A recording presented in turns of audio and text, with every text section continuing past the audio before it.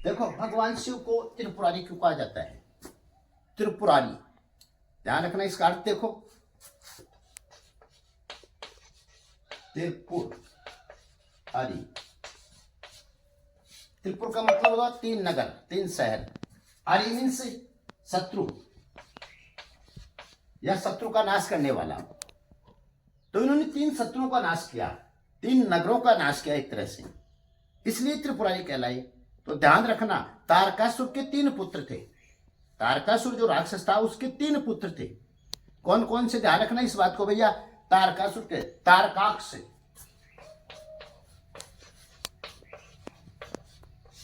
कौन कौन से? तारकाक्ष, कमलाक्ष,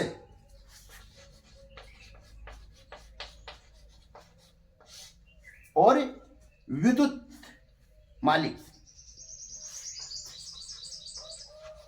विद्युन्माली, ये तीन पुत्र थे। इन्होंने ब्रह्मा जी से, तारकासुर के इन तीनों पुत्रों ने ब्रह्मा जी से तपस्या करके ब्रह्मा जी से वरदान प्राप्त किया। और वरदान क्या प्राप्त किया? इन्होंने तीन उड़ने वाले शहर का निर्माण कर लिया।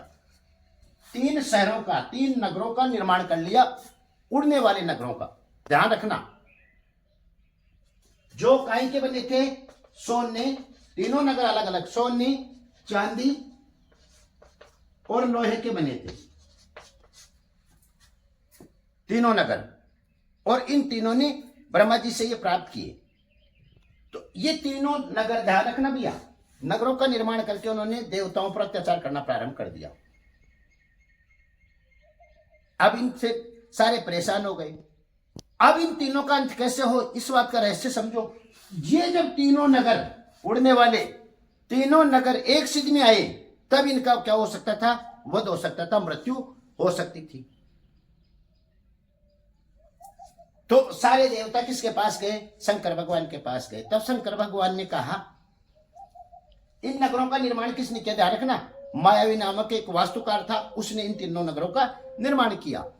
अब शंकर भगवान ने के पास सारे देवता गए। शंकर भगवान ने उनसे कहा कि एक रथ को निर्माण किया जाए।